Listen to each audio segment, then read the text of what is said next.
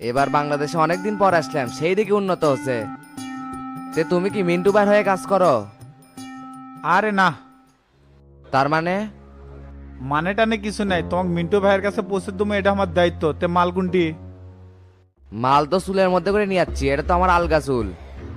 এ মানে বাসার দিকে যা। আচ্ছা ওস্তাদ। কোন বাসায় যাবা? এই মেয়ে চুপ থাকো তো, তোমাকে জায়গা মতো নিয়ে যাচ্ছি।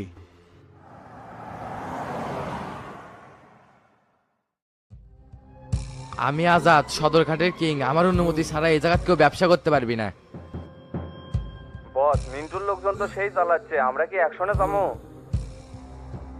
এক কথা বারবার কল লাগে কিসের জন্য নেবে? আমার পথে যাই কাটা হবে, তার সাথে সাথে উড়ে দিব। শালার ব্যাটার এইবার কাজ চালান তো খেয়া দিছি। এই চালান খাওয়ার পরেই তো ওর মাথা ঘুরে গেছে। বস, পুলিশের টিকটিকির আনাগোনা পাওয়া যাচ্ছে, মনে হচ্ছে আস্তানা পরিবর্তন করা লাগবে। ওসির সাথে দফারফা হয়ে গেছে, ভয়ের কিছু নাই। তোরা খালি একটু সাবধানে থাকিস, কারণ যে কোনো সময় মিন্টু গ্যাং হামলা করতে পারে। আসসালামু আলাইকুম আজাদ ভাই। এ জিল্লু, তাহলে ঠিকঠাক মতো কাম টাম করিস। রাখলাম তাহলে।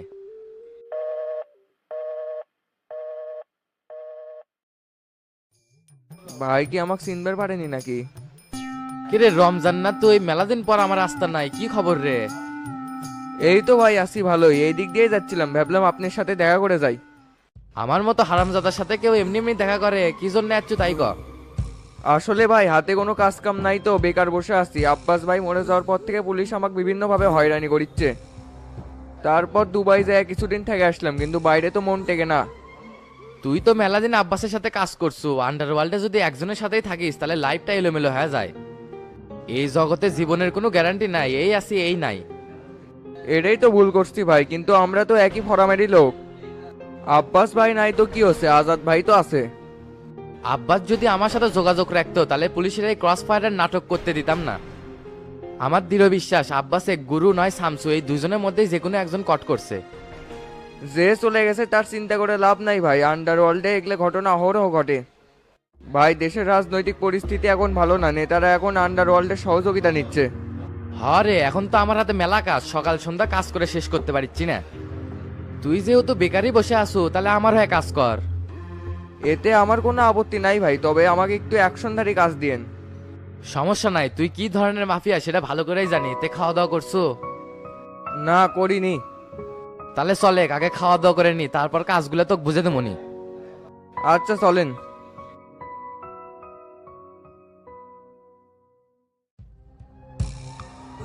ওস্তাদ, সব ডায়মন্ড তো খুলে নিছি। কি ব্যাপার শামসু, আমাকে না মিন্টু ভাইয়ের কাছে পৌঁছে দেওয়ার কথা? একটু না ঝামেলা আছে, কিছুক্ষণ অপেক্ষা করো, মিন্টু ভাই এর থেকে তোমাকে নিয়ে যাবিনি। এ মানে মাইকেলে বিশ্রামের ব্যবস্থা করে দে। না না, এগুলো কিন্তু ঠিক হচ্ছে না। তোমার সাথে যেইভাবে ডিল হচ্ছে সেইভাবে কাজটা করো। তোমার আস্তানায় নিয়ে আসে ডায়মন্ড গুলা খুলে নিলা, এটা তো বুঝে দিতে হবে আমাকে। এই মিয়া চিল্লাচ্ছেন কি জন্য? ওস্তাদ কোসে মানে আপনার এই জায়গায় থাকতে হবে, কোনো কথা হবে না। নিরাপত্তার চাদরে আপনাকে জায়গা মতো পৌঁছে দেবো, তাড়াহুড়া করলেই তো যেতে পারবেন না। 100 কোটি টাকার জিনিস, বুঝতেছো ভাই আমি কত চাপে আছি। করিস বে 2 নম্বরই ব্যবসা, চাপ তো লয় লিখবি। খালি 100 কোটি টাকায় দিকিচ্ছু, তুই এই চালান পার করতে পারলে কত টাকা পাবো? আন্ডারওয়ার্ল্ডের প্রত্যেক জনই স্বার্থ লে কাজ করে, এখানে তোরও স্বার্থ আছে, মিন্টুরও আছে, আমারও আছে। তাই বেশি কথা না কয়ে যা করছি তাই করে। এই মানিক, আমাকে একটু রুমে নিয়ে যাও, ফ্রেশ হবো।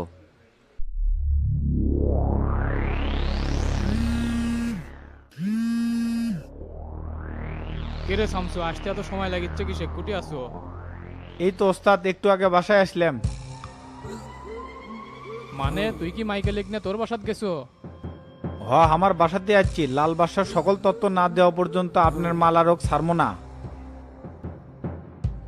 পাগল টাগল নাকি? এমনিতে আমি ডিবির হট লিস্টে আছি, তোর বাসাত যাবে আর ধরে যদি কট খায়। সকল তথ্যই তো আমি রেডি করেই রাখছি, আর তুই আমার সাথে এখন রাজনীতি করিচ্ছু গা? আসা যাওয়ার গ্যারান্টি আমি দিচ্ছি, চলে আসেন। আর এটি রাজনীতির কিছু নেই, আপনার ডায়মন্ডের উপর আমার কোনো লোভ নাই। ঠিক আছে, আমি আসতেছি।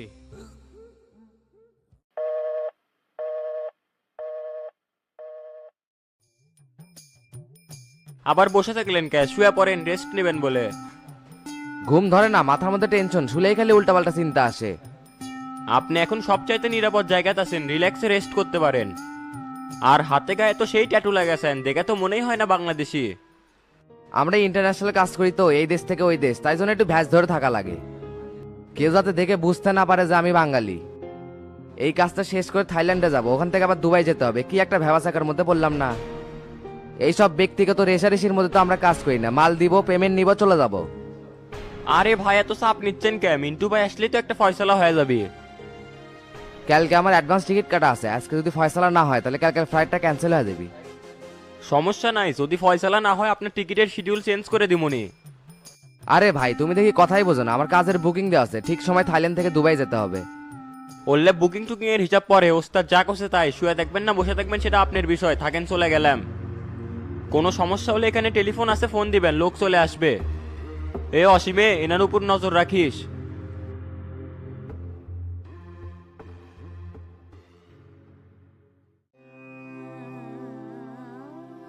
কেরে বাচ্চা, এখন শরীরের কি অবস্থা? অবস্থা তো ভালো না ভাই, ডাক্তার তো বলে দিয়েছে ড্রেসিং ঢাকার থেকে করা লাগবি। শরীর পুড়ে ভেতরে একবারে ঘাম হয়ে গেছে। ককটেলের আগুন তো এই জন্য ধক বেশি। তুই তাহলে ঢাকার থেকে ড্রেসিং গুলা কর, তাহলে তাড়াতাড়ি সুস্থ হবনি। ঢাকার যে নিয়ে যাবো ভাই, কাছে তো কোনো টাকা পয়সাই নাই। খারাই টাকা পয়সা কি হয়ে গেল, সুদ খায় তো কম টাকা জোগাওনি। সুদের ব্যবসা বাদ দিছি, মানুষের কাছে কিছু টাকা আছে হলে তুলেছি। বাজারে যে শাড়ির দোকান আছে ওটি সব টাকা ইনভেস্ট করবো। বাচ্চুর এত বড় ক্ষতি হয়ে গেল, তাও একটা লোক দেখতে আসলো না। কে শফিকার তোতার না আসার কথা, ওরা আসেনি? দলীয় নেতাকর্মী কেউ আসেনি, এনাদের আর্থিক সহযোগিতা করবি কেউ করলো না। আপনার কাছে গেছিলাম কাজের জন্য, 8টা নেলে গেলেন মারামারি। আমি একটা নিরীহ মানুষ, কি ক্ষতিটাই না হলো।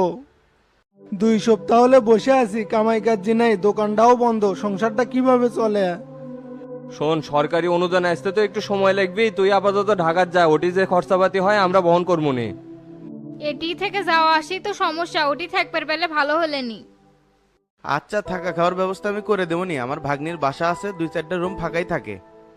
আর এটা নিয়ে এত দুঃখ করিস না, ভাগ্যে যেটা আসিল সেটাই ঘটে গেছে। তোর চিকিৎসার যাবতীয় দায়িত্ব তো আমরাই নিচ্ছি, চিন্তা কি? আপনাদের সহযোগিতায় এখনো টিকে আছি, কিন্তু তোতা পার্টি সেক্রেটারি হয়েও একবারও আসলো না। বাদ দে, সবার মন মানসিকতা এক হয় না। কালকে গাড়ি টাড়ি ঠিক করে খরচপাতি যা লাগে দিয়ে দেবনি, তারপর তো যোগাযোগ হবেই নি। আচ্ছা ঠিক আছে। তাহলে মাস্টার চলো, ওঠা হোক নাকি? খালি মুখে যায়েন না, চা নাস্তা রেডি করছি, খায়ে যান।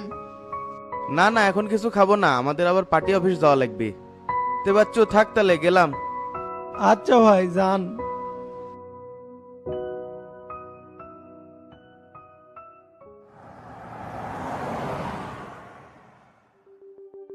দেখছো মাস্টার, শফিকার তোতা কত বড় মিথ্যাবাদী। শালারা কয় 2-3 বার গেছি বাচ্চুক দেখার জন্যে। দলীয় কার্যক্রম তো কিছুই করিচ্ছে না, এরা আরো দলের মধ্যে বিশৃঙ্খলা সৃষ্টি করিচ্ছে। দেখলেন না কিভাবে দৌড়াদৌড়ি করে ছেলে পেলে নিয়ে শাক পালা গেলাম, যায় দেখি মাঠ ফাঁকা। তোতায় 1 নম্বরের সিটার, শালার কথাবার্তার কিছুই ঠিক নাই। আজকে খালি পার্টি অফিসে আসুক, দেখো কি ঝাড়াটাই ঝাড়ি। আজকে পার্টি অফিসে সবাক বলে দেবো, কাল থেকে সকাল বিকাল প্রোগ্রাম। বিরোধী দলের আন্দোলন যতদিন চলবে আমাদের এই প্রোগ্রাম বহাল থাকবে। একদম সঠিক সিদ্ধান্ত নিছো।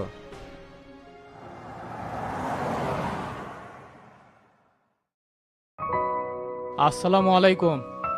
ওয়ালাইকুম আসসালাম। তোদের সুকে বসে। আচ্ছা বসতিছে। শামসুর মুখে সবই তো শুনলাম, তো কোনো খোঁজ খবর দিচ্ছ না কেসব? সেই জন্য তো একটু সময় লাগবে, আন্ডারওয়ার্ল্ডের কাজ তুই বুঝিস না। দিন দিন কেমন পর হয়ে যাচ্ছ, কোনো খোঁজ খবরই তো নিস না।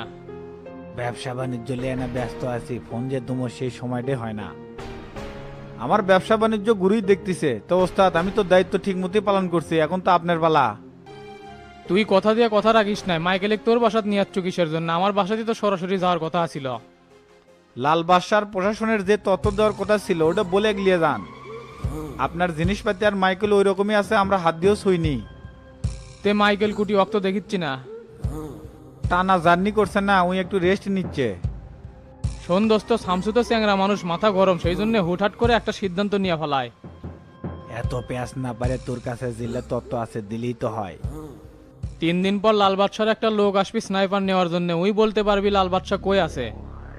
আমি মালটাল সব রেডি করে রাখছি, তারপরে কি আপডেট পাই শামসুক জানামুনি। না না, কথা তো এটা ছিল না। বিনিময় যেহেতু আপনি শুরু করছেন, ক্লিয়ার না করলে তো সমস্যা। এত কিছু বুঝি না, লাল বাদশার প্রশাসনের তথ্য দিয়ে এখানে নিয়ে যান।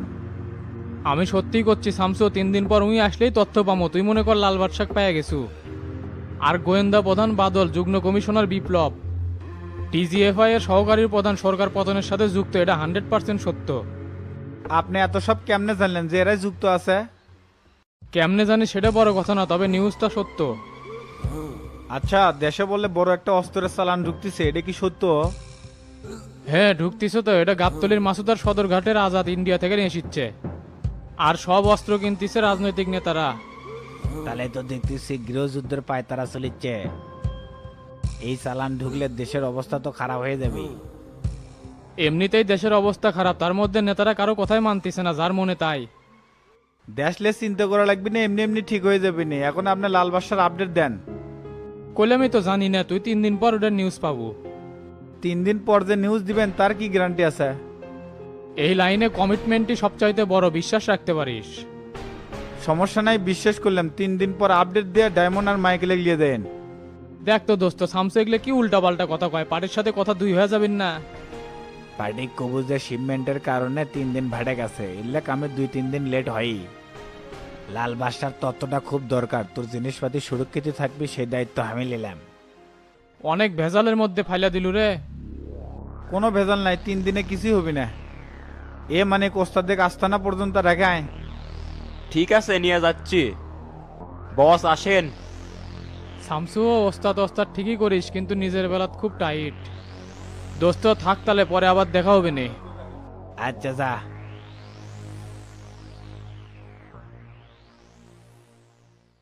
ঢের শালা, তুই একটা লোক হলু, কালকে ভুয়া নিউজ দিয়ে লিয়ে গেলু কে? প্রায় 2 ঘন্টা বসে থেকে এখনো লোকজন নাই।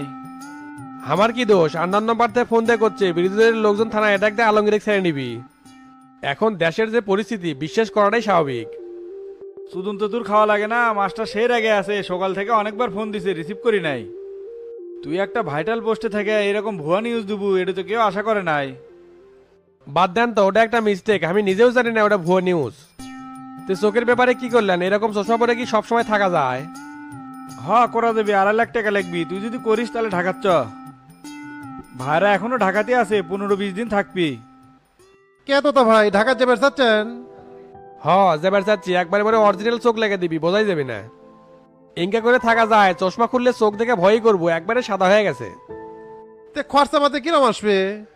বিদেশ করলে অনেক টাকা লাগলো নি, আমার ভাইরা তো ওই 1,00,000 টাকার মতো খরচ হবে।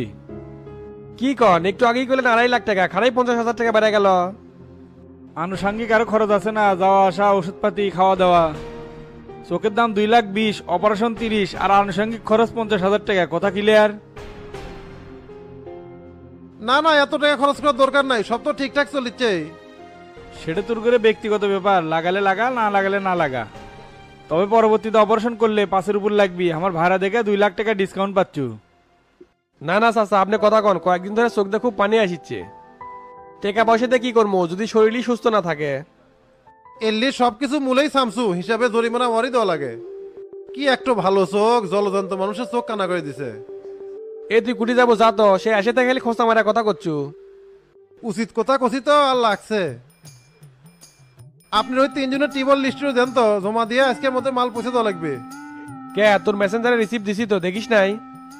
তলে তলে এগুলো বিতরণ করিস, আমাকে তো একবারও কোস না। তোকে মেম্বার করার পিছনে আমার অবদান নাই? কত মানুষ ধরে এডে লিবি ওডে লিবি, আমি মনে করি এগুলো ম্যান আসেই নাই। আর তো তা চরিত্রটা পাল্টা তো, সবসময় খালি নিজের স্বার্থ দেখিস। 2 দিন হলে ভাগ পাচ্ছি, আগে তো কিছুই পায় নাই। এবার কিছু আসলে সবিক সাদাক দিস, একটা টিবলের জন্য কত কড়া কথা শোনালো। আচ্ছা দিমুনি, আমি তাহলে গেলাম। তে চাচা চলেন তাহলে, আমরা উঠি, পার্টি অফিস বিলে যাওয়া লাগবে। আচ্ছা চলেক।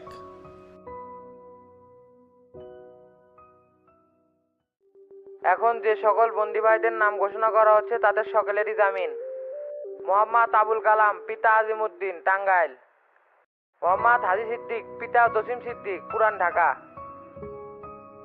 মোহাম্মদ ইরফান সিদ্দিক, পিতা হাজি সিদ্দিক, পুরান ঢাকা।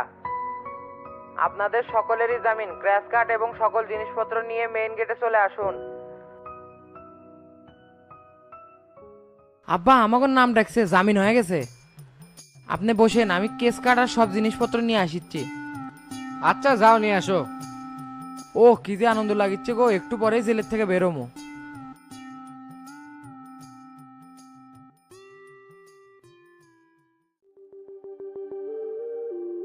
কি হলো ইনকে ঝিম্পার ইচ্ছো কে? বেশি সমস্যা হলে গুদাম ঘরে যে ঘুমাও। না না ঘুমান লাগবি না, তে আর কত গাড়ি যাবি রে? আজকে তো গাড়ির সেই চাপ, আরো 20 গাড়ি যাবি। কস কি রে, তাহলে তো রাতে 3টা বাজে যাবে। মিজান কুটি রে ওয়া কিংবা দেখিচ্ছি না, ভূতের মধ্যে বাড়ায় আবার কুটি ম্যান চলে যায়। দেখো গা কুটিম্যান ডলাডলি খাচ্ছে, ওর কি কাজের প্রতি মন আছে? তাহলে ঠিকঠাক মতো কাজ করো, যার সময় 500 টাকা নিয়ে যাওনি। আচ্ছা ঠিক আছে, বেকুত বলে তেল নাই, ওই তেল নিয়ে আসা লাগবে। গুদাম ঘরে আছে 20 লিটারের যে পট, ওটা নিয়ে আসো। ঠিক আছে আনিচ্ছি।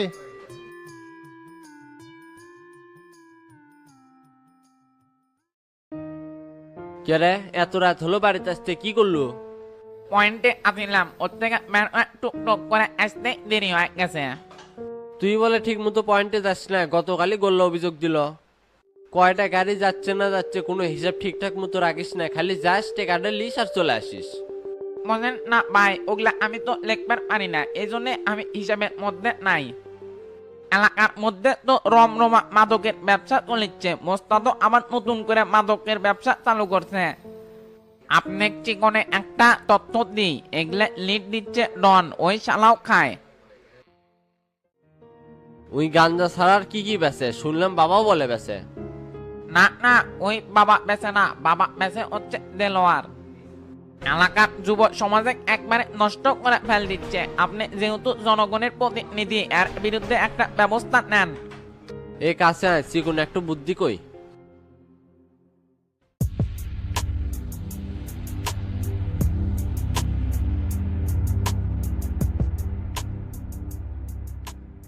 এই প্ল্যানে কাজ করলে অক্ত ধরতে সময় লাগবে না ভাই। কালকেই কাজ হবে, আমি সব ঠিকঠাক করে রাখবো নি, যা এখন ফ্রেশ হইলে। আচ্ছা ঠিক আছে।